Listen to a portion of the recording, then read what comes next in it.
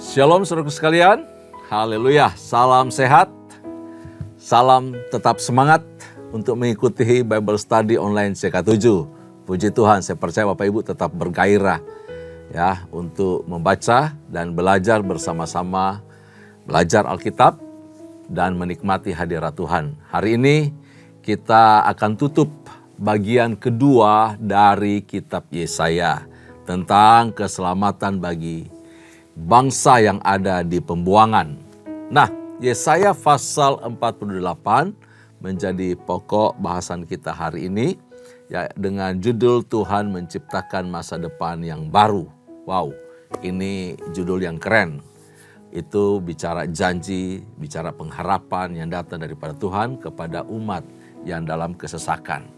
Bahwa Tuhan mengingatkan umatnya supaya mengerti, tahu, sadar mereka ada di pembuangan disebabkan karena kedegilan hati mereka. Dan hukuman itu sudah dinubuatkan jauh-jauh hari sebelumnya. Supaya mereka bertobat, itu tujuan dari nubuat disampaikan. Bahwa kalau kamu gak bertobat, kamu akan dibuang, kamu akan dihukum. Tapi kalau kamu bertobat sekarang, kamu akan dipulihkan dan disertai oleh Tuhan terus menerus. Demi menjaga kekudusan dan kemuliaan namanya, nama Tuhan, pembuangan ke Babel harus dilakukan supaya umat itu dimurnikan. Ya, memurnikan bangsa Israel, memurnikan umat Yehuda, umat kesayangan Tuhan, milik kepunyaan Tuhan sendiri. Nah, bagaimana isi dari pasal 48 ini? Mari sebelumnya kita hampiri Tuhan. Kita bawa kurban syukur kepada Tuhan. Haleluya, terima kasih. Kau Allah yang rancanganmu indah dan baik bagi kami. Terima kasih ya Tuhan. Kau beri kami pengharapan baru. Kau merancangkan sesuatu yang manis dan indah. Binamayasana. Terima kasih. Allah yang hebat, Allah yang luar biasa. Kau mengasihi kami, memperhatikan kami. Terpuji namamu ya Tuhan. Inayasya.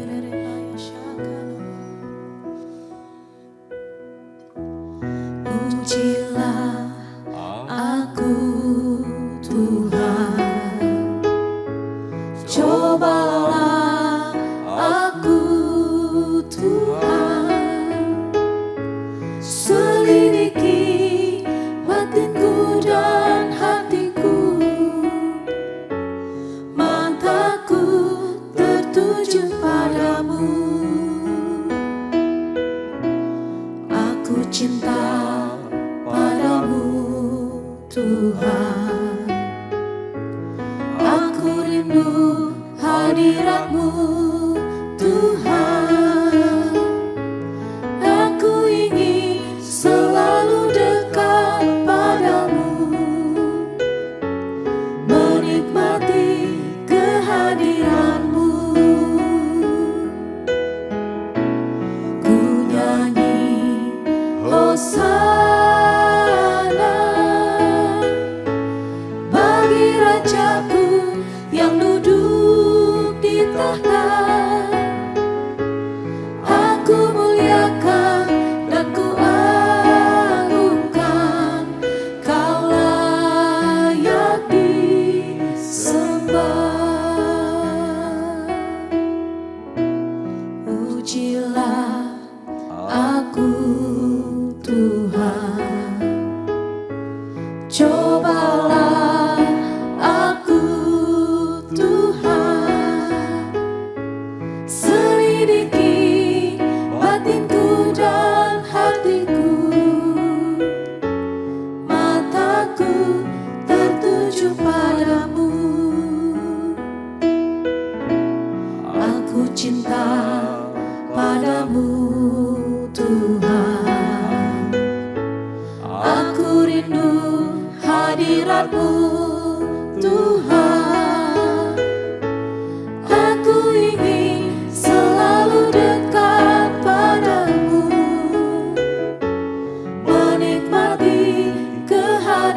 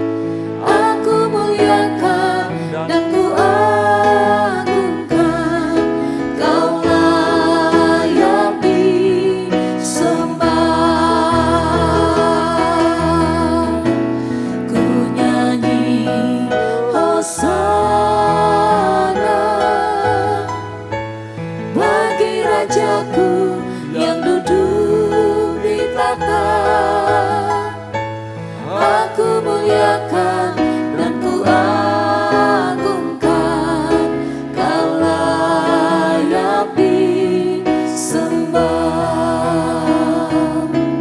Kau layak disembah, Kau layak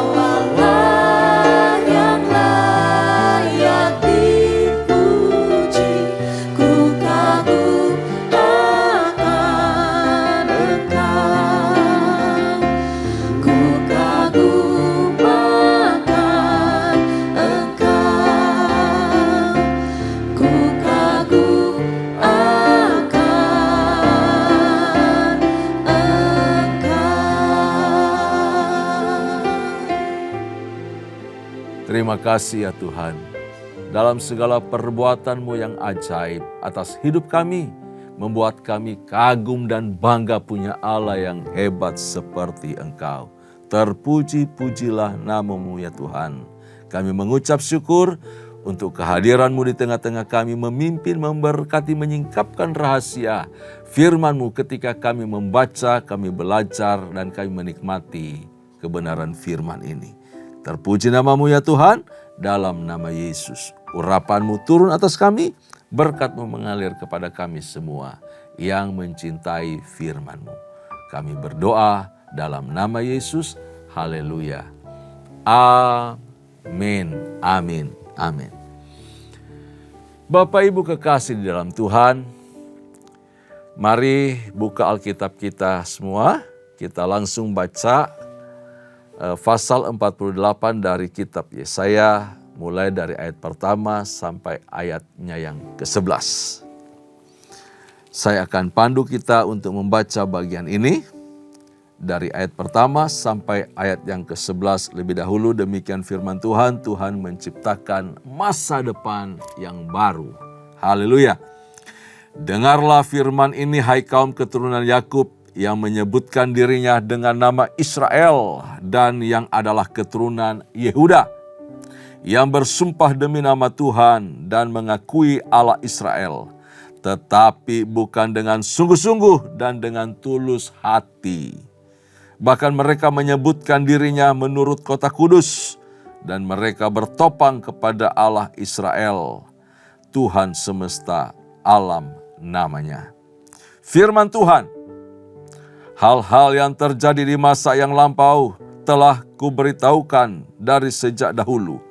Aku telah mengucapkannya dan telah mengabarkannya. Kemudian dengan sekonyong-konyong aku melaksanakannya juga. Dan semuanya itu sudah terjadi kenyataan. Oleh karena aku tahu bahwa engkau tegar tengkuk, keras kepala dan berkepala batu, maka aku memberitahukannya kepadamu dari sejak dahulu. Sebelum hal itu menjadi kenyataan, aku mengabarkannya kepadamu supaya jangan engkau berkata, berhalaku yang melakukannya, patung pahatanku dan patung tuanganku yang memerintahkannya. Engkau telah mendengar semuanya itu, dan sekarang engkau harus melihatnya. Tidakkah kamu sendiri mau mengakuinya? Aku mengabarkan kepadamu hal-hal yang baru dari sejak sekarang, dan hal-hal yang tersimpan yang belum kau ketahui.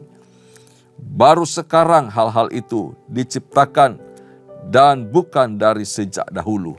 Dan sebelumnya engkau tidak mendengarnya, supaya jangan engkau berkata, memang aku telah mengetahuinya.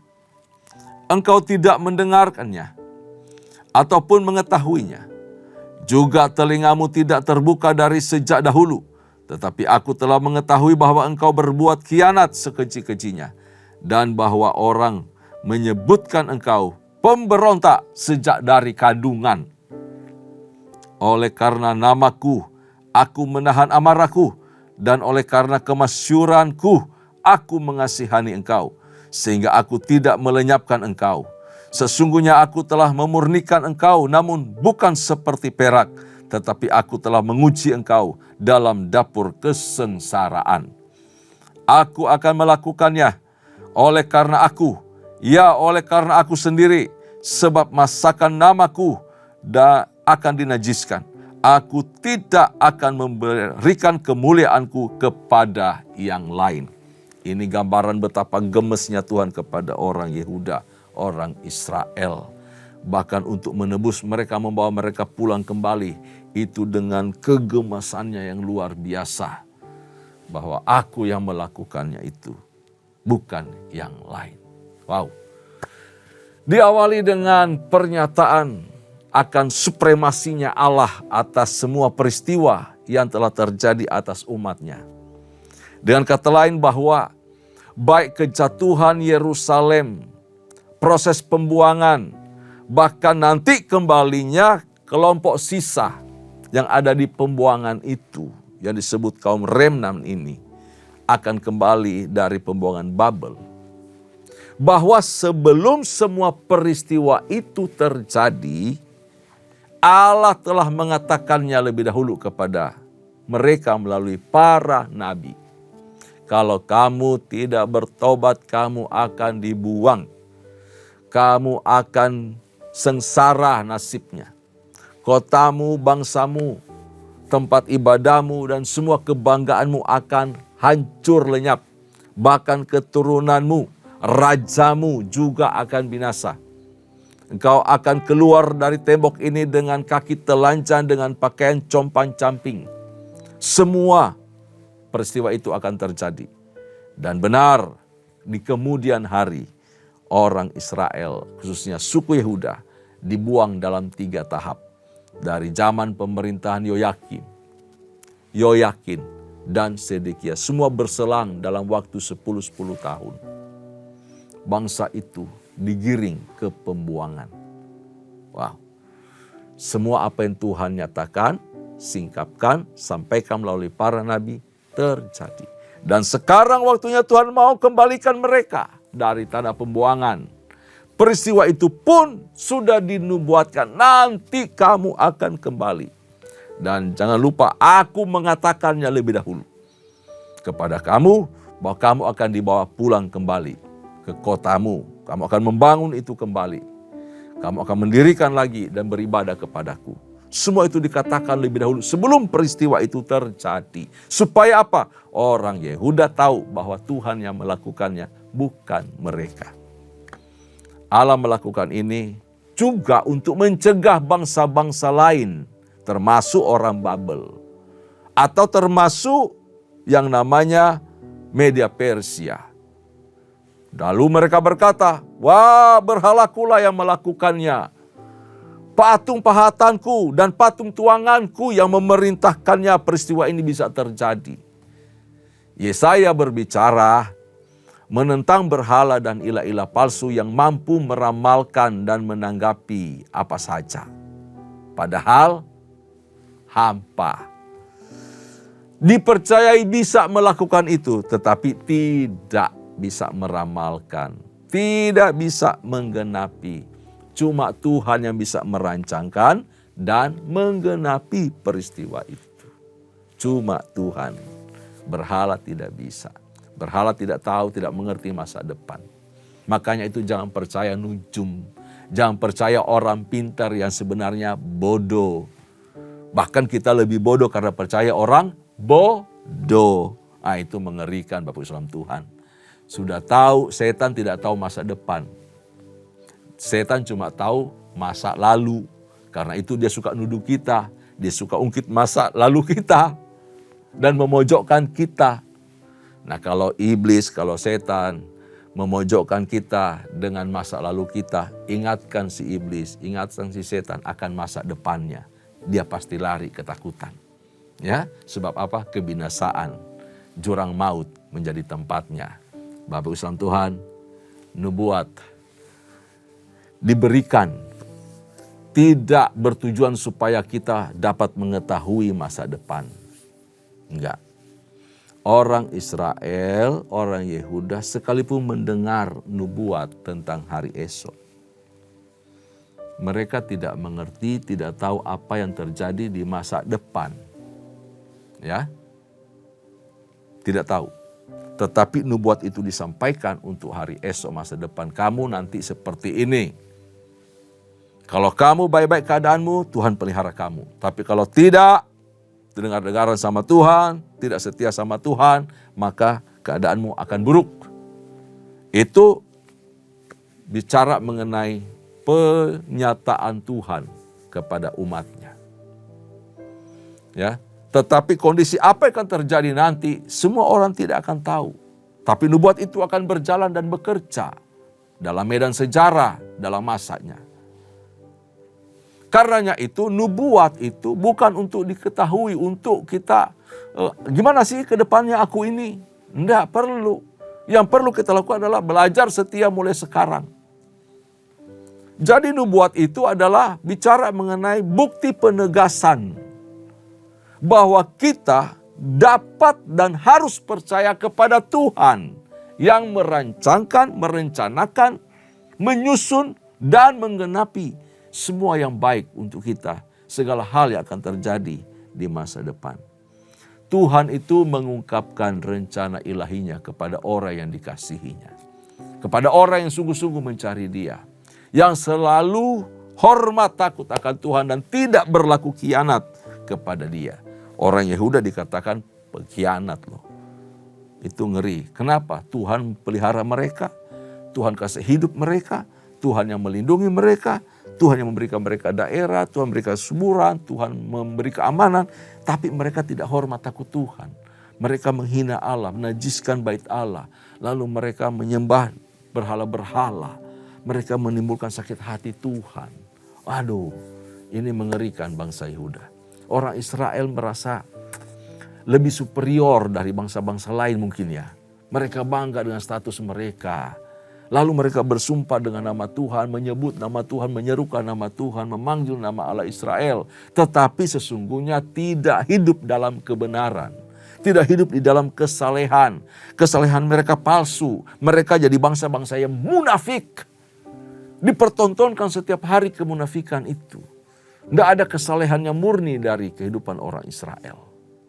Bapak Tuhan, Yehuda atau Israel ini mengira bahwa dengan setia mereka menjaga kota Yerusalem, maka mereka telah setia dan telah berharap kepada Allah. Padahal bukan itu sebagai tanda orang yang setia kepada Tuhan dan berharap kepada Tuhan. Bukan itu tandanya dengan menjaga, memelihara supaya bangunan gereja tetap baik, kokoh, bersih. Berarti kita hormat takut akan Tuhan atau setia kepada Tuhan. Bukan, itu bukan tanda orang yang setia. Bukan tanda orang berharap kepada Tuhan. Banyak orang Kristen dewasa ini juga mempercayai konsep yang keliru seperti ini. Bahwa dengan banyak melakukan kegiatan-kegiatan rohani, terlihat fisiknya rajin beribadah, seolah-olah mereka hidup benar. Ya, setia, beribadah, jinjing Alkitab setiap hari, atau hadir dalam kegiatan-kegiatan ibadah lainnya, pagi, siang, sore, malam. Seolah-olah itu adalah gambaran bahwa mereka hidup benar dan hidup setia. Bukan itu bukti bahwa kita mengasihi Tuhan. Sesungguhnya yang menentukan bahwa kita itu hidup dalam kebenaran adalah keluar dari sikap hati kita kepada Tuhan dan terpancar dirasakan oleh orang lain di sekitar kita. Tuhan tidak melenyapkan Yehuda. Sebabnya karena Allah sendiri menahan murkanya terhadap mereka. Dan Tuhan membebaskan Yehuda dari Babel.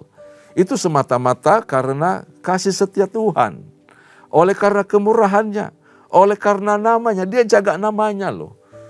Ini bangsa ini kan memanggil namaku, nanti kalau mereka kondisinya bagaimana dan buat saya tidak genapi atau saya tidak memulihkan mereka lagi, namaku yang rusak. Begitu, sampai demikian Tuhan loh. Luar biasa, dia jaga namanya. Dia juga jaga sumpahnya, janjinya kepada nenek moyang leluhur bangsa Israel. Dia ingat janjinya kepada Daud. Bahwa dari generasi, dari keturunanmu, generasi-generasi berikutnya akan hadir Mesias. Itu janji Tuhan. Karena itu Tuhan mau menggenapi di tengah kebobrokan, kerusakan mereka. Ya, karena namanya, karena kasih setianya, karena kemurahannya, Tuhan membebaskan Yehuda. Bukankah nasib kita sama? Oleh karena kemurahan Tuhan, kita diselamatkan, dibebaskan dari belenggu dosa. Oleh karena kasih setianya, cintanya, kita dibebaskan, dilepaskan dari kutuk maut. Bapak Sam Tuhan, maksudnya begini. Karena bangsa Yehuda disebutkan atas nama Tuhan. Dan bangsa ini mengakui, memanggil, berseru terhadap namanya. Dan jika mereka dilenyapkan, tidak dibebaskan dari perbudakan di Babel, maka musuh-musuh akan menghujat nama Tuhan. Jadi Tuhan bela namanya loh. Tuhan jaga namanya, citranya dijaga. Memang benar bahwa mereka sangat bobrok dan jahat Yehuda ini. Tetapi Allah sendiri akan memurnikan mereka. Siapa tahu dengan kondisi mereka di Babel, sekalipun mereka tetap bandel, tapi ada pelajaran berharga mereka dapatkan. Kapok deh kita kalau dibuang begini. Kapok deh kita. Kita jadi sengsara, kita jadi budak di negeri orang. Mereka mulai menyadari itu. Itu yang diharapkan Tuhan. Sadar, lalu bertobat. Membuat mereka pantas mendapatkan belas kasihan dari Tuhan. Ketika mereka dimurnikan. Mereka sadar, mereka bertobat, mereka pantas menerima anugerah. Demikian juga cara untuk menghormati, menghargai anugerah Tuhan. Cara menghormati kemurahan Allah yang telah Dia kerjakan bagi kita di kayu salib adalah bertobat, adalah berlaku setia, dan mengasihi Dia dengan segenap hati kita. Itu cara menghormati Tuhan. Bapak Islam Tuhan, bahkan Tuhan ini menyelamatkan Yehuda karena rencananya yang kekal, yang telah dirancangkan sebelum dunia dijadikan. Dan dirintisnya, digenapinya perlahan, progres terus menerus mencapai kesempurnaan. Dari kekal, Ia telah memilih mereka. Telah menentukan, menetapkan, memanggil bapak leluhur mereka. Sampai kepada generasi tersebut. Untuk apa? Menghadirkan Mesias ke dalam dunia ini. Melalui keturunan Yehuda. Kita lanjutkan pembacaan berikutnya dari ayat 12 sampai ayat yang ke-22. Bapak Ibu salam Tuhan, sampai ayat yang terakhir. Bagian kedua dengan judul Tuhan menebus Israel. Dengarkanlah aku hai Yakub, dan engkau Israel yang kupanggil. Akulah yang tetap sama, akulah yang terdahulu, akulah juga yang terkemudian. Di ayat 12 ini bicara Alfa Omega. Seperti yang Yesus sampaikan kepada Yohanes di Pulau Patmos. Jangan takut, akulah Alfa, akulah yang Omega. Tanganku juga meletakkan dasar bumi, dan tangan kananku membentangkan langit. Ketika aku menyebut namanya, semuanya bermunculan. Berhimpunlah kamu sekalian dan dengarlah.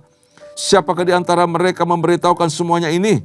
Dia yang dikasihi Tuhan akan melaksanakan kehendak Tuhan terhadap Babel dan menunjukkan kekuatan tangan Tuhan kepada orang Kasdim. Ini ayat 14 bicara mengenai Mesias juga. Ya. Tetapi dalam konsep orang Israel, Mesias itu yang diurapi bisa kepada siapa saja. Kali ini tidak hanya raja-raja Israel sebagai garis mesianis, tetapi juga tongkat mengenai Mesias, Raja Mesias kali ini pindah ke nama yang lain, raja yang lain, yaitu Raja Persia yang bernama Kores. Itu juga raja yang diurapi oleh Tuhan untuk melaksanakan kehendaknya. Ayat 15, Akulah yang mengatakannya dan yang memanggil dia juga. Akulah yang mendatangkan dia dan segala usahanya akan berhasil. Mendekatlah kepadaku, dengarlah ini. Dari dahulu tidak pernah aku berkata dengan sembunyi, dan pada waktu hal itu terjadi aku ada di situ. Dan sekarang Tuhan Allah mengutus aku dengan roh-Nya. Beginilah firman Tuhan penebusku.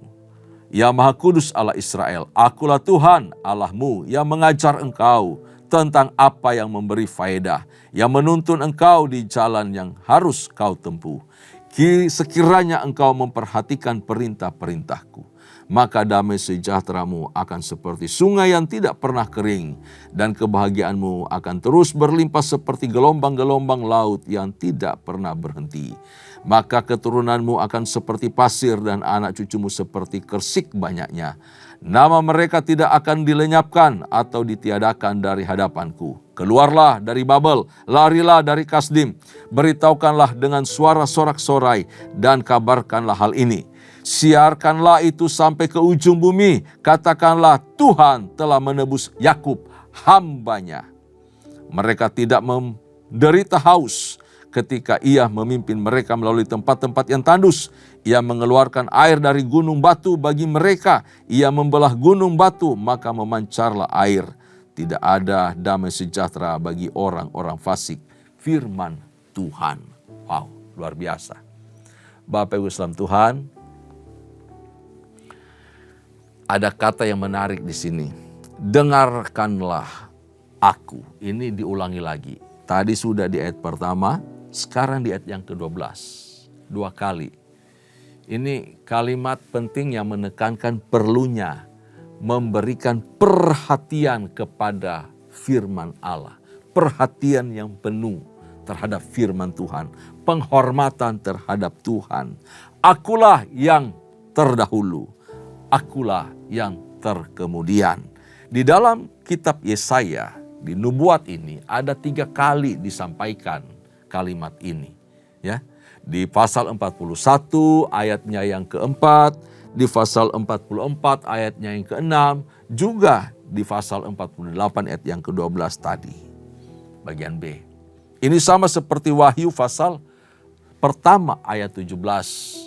Yesus berdiri dan di hadapan dari Yohanes di Pulau Patmos, dan Yohanes ketakutan. Dia sujud. Lalu Tuhan berkata, jangan takut, aku adalah yang awal dan aku adalah yang akhir. Ini pernyataan yang menegaskan bahwa tidak ada ilah lain yang mampu melakukan tindakan penciptaan yang luar biasa dan penebusan terhadap bangsa Yehuda di pembuangan. Dia menciptakan, dia panggil, muncul, ada, hadir. Dan ketika dia bertindak untuk membebaskan, pasti dibebaskan. Ketika satu kerajaan diruntuhkan, dihukum, pasti akan terjadi. Semua kepastian datang daripada Tuhan. Luar biasa. Tuhan akan memakai seorang Mesias yang bernama Kores. Selanjutnya, bertujuan untuk membebaskan umat itu dari penindasan atau pembuangan di Babel. Dan mereka akan memulangkan orang Yehuda. Dan Mesias berikutnya, tongkat berikutnya akan beralih kepada Zerubabel yang akan memimpin umat itu pulang. Karena garis Mesias, Raja Mesias sampai kepada Zerubabel, keturunan raja yang tetap Tuhan pelihara. Tuhan pegang janjinya kepada Daud. Keturunanmu akan terus bertata. Dan Zerubabel menjadi bupati, memerintah di Yerusalem paskah mereka kembali dari Babel. Pada zaman tersebut, zamannya Esra, ya. Lalu Zerubabel dan yang menjadi pemimpin pemerintah, dan kemudian ada imam besar Yosua yang mendampingi mereka dalam keimaman. Bapak Islam Tuhan, selanjutnya di akhir dari masa kerajaan itu memasuki perjanjian baru, Yesus hadir di ujung situ. Setelah Yohanes Pembaptis, Yesus hadir sebagai Mesias di tengah-tengah orang Yahudi. Dan bagi kita, dia pembebas, penyelamat, dia yang diurapi oleh Tuhan. Untuk apa? Melaksanakan kehendaknya. Apa kehendaknya? Yaitu membebaskan, memimpin, mengajar, menuntun semua orang yang menjadi umat kepunyaan Allah. Sehingga mereka hidup di dalam damai sejahtera. Dan keturunan mereka tetap hidup di hadapan Tuhan.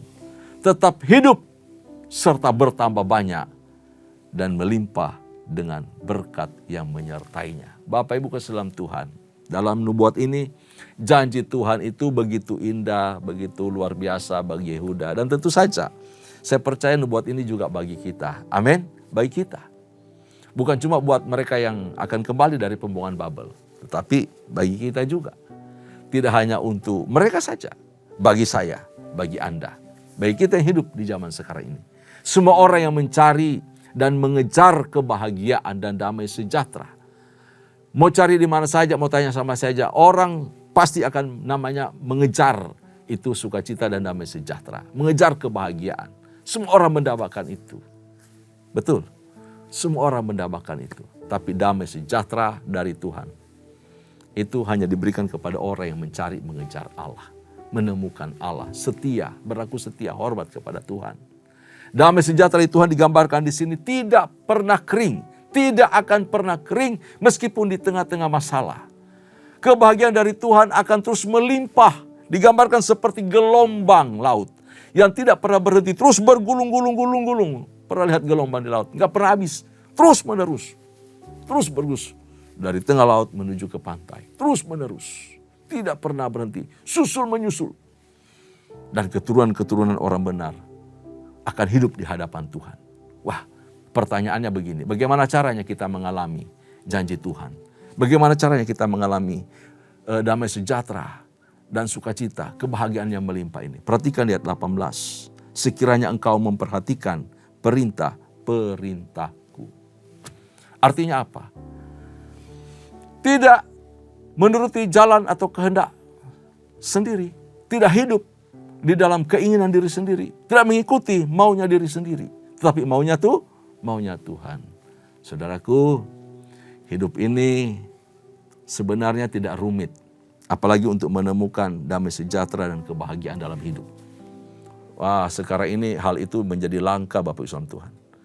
Susah orang untuk hidup damai, sejahtera, hidup dalam kebahagiaan. Berat sekali, sulit sekali.